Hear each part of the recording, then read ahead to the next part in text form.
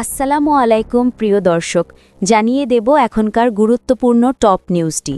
পুরো নিউজটি উপস্থাপন করব আমি নিপা আক্তার শিমু। এবার বিস্তারিত খবর। বাংলাদেশে নিযুক্ত ইউরোপীয় ইউনিয়নের রাষ্ট্রদূত মাইকেল মিলার বলেছেন, বাংলাদেশের গণতান্ত্রিক উত্তরণের জন্য প্রয়োজনীয় সংস্কার দ্রুত সম্পন্ন করা জরুরি। তিনি জানান, আগামী বছরের নির্বাচনের মাধ্যমে একটি নতুন সরকার গঠিত হবে, আর সেই নির্বাচিত সরকারের সঙ্গে কাজ করার জন্য অপেক্ষায় রয়েছে ইউরোপীয় ইউনিয়ন। রাজধানীর ফরেন সার্ভিস একাডেমিতে সাবেক কূটনৈতিকদের সংগঠন অ্যাসোসিয়েশন অফ ফরমার অ্যাম্বাসেডর্স আয়োজিত এক মতবিনিময় অনুষ্ঠানে তিনি এসব কথা বলেন। সেখানে সভাপতিত্ব করেন সংগঠনের সভাপতি আবদুল্লাহ আল হাসান। বক্তৃতায় মাইকেল মিলার উল্লেখ করেন, তিনি দেশের বিভিন্ন জেলায় ঘুরে তরুণ প্রজন্মের স্বপ্ন ও আকাঙ্ক্ষা কাছ থেকে দেখেছেন। এখন সেই তরুণ প্রজন্মের প্রত্যাশা পূরণের সময় এসেছে, আর এজন্য রাজনৈতিক দল, নাগরিক সমাজ এবং উন্নয়ন সহযোগীদের একসাথে কাজ করতে হবে।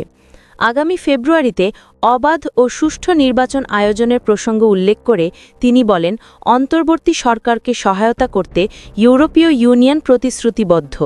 তবে গণতন্ত্রের উত্তরণ সফল করতে রাজনৈতিক ঐকমত্য অপরিহার্য। তিনি আরও বলেন, বিদেশি বিনিয়োগের স্বার্থে বাংলাদেশে স্থিতিশীল পরিবেশ বজায় রাখা অত্যন্ত গুরুত্বপূর্ণ, কারণ বিনিয়োগকারীরা সবসময় নিরাপদ ও স্থিতিশীল পরিবেশে কাজ করতে চান। বাংলাদেশ ও ইউরোপীয় ইউনিয়নের সম্পর্কের ভিত্তি মানবাধিকার, উন্নয়ন, গণতন্ত্র এবং বাক স্বাধীনতা।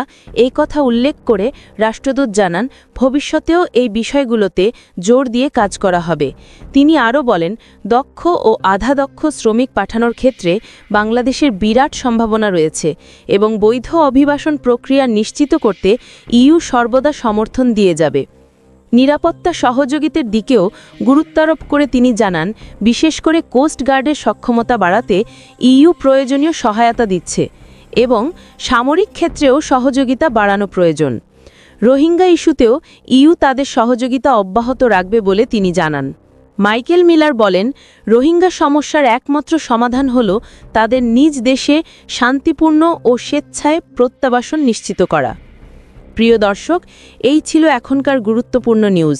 আরও গুরুত্বপূর্ণ নিউজ নিয়ে ফিরছি কিছুক্ষণের মধ্যে। নিউজগুলো সবার আগে দেখার জন্য এই চ্যানেলটি সাবস্ক্রাইব করতে ভুলবেন না। ধন্যবাদ।